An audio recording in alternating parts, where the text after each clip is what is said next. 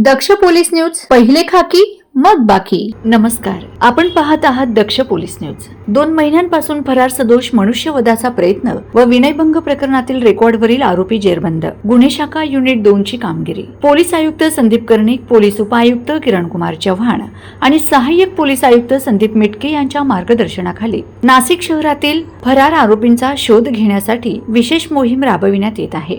याच मोहिमेदरम्यान उपनगर पोलीस ठाण्यात दाखल असलेल्या सदोष मनुष्यवधाचा प्रयत्न व विनयभंगाच्या गुन्ह्यातील आरोपी सिद्धेश मनोज जोंधळे हा गुन्हा दाखल झाल्यापासून फरार असल्याची माहिती गुन्हे शाखा युनिट 2 ला मिळाली. गुप्त बातमीदारामार्फत आरोपी हा ज्ञानेश्वर नगर, पाथर्डी फाटा, नाशिक परिसरात वास्तव्यास असल्याची खात्रीशीर माहिती मिळाल्यानंतर गुन्हे शाखा युनिट 2 च्या पथकाने तात्काळ सापळा रचला. पोलिसांनी आरोपीला ताब्यात घेऊन त्याची चौकशी केली असता त्याने गुन्ह्याची कबुली दिली.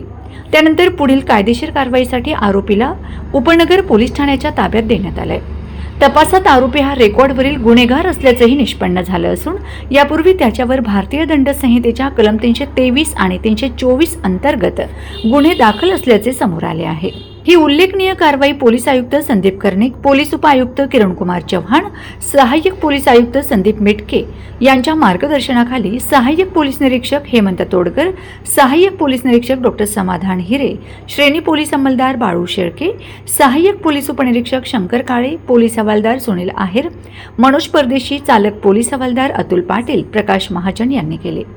नाशिक शहर गुन्हे शाखा युनिट 2 च्या सतर्क तपासामुळे 2 महिन्यांपासून फरार असलेला आरोपी अखेर पोलिसांच्या जाळ्यात अडकला असून गुन्हेगारांवर कायद्याचा धाक कायम असल्याचं पुन्हा एकदा सिद्ध झालंय. दक्ष पोलीस न्यूज साठी राजदीप शिंदे, नाशिक. अशाच ताज्या, विश्वासार्ह आणि निर्भीड बातम्यांसाठी दक्ष पोलीस न्यूज चॅनलला लाईक करा, शेअर करा आणि सबस्क्राईब करायला विसरू नका. पुन्हा भेटूया एका नव्या बातमीसह. तोपर्यंत नमस्कार.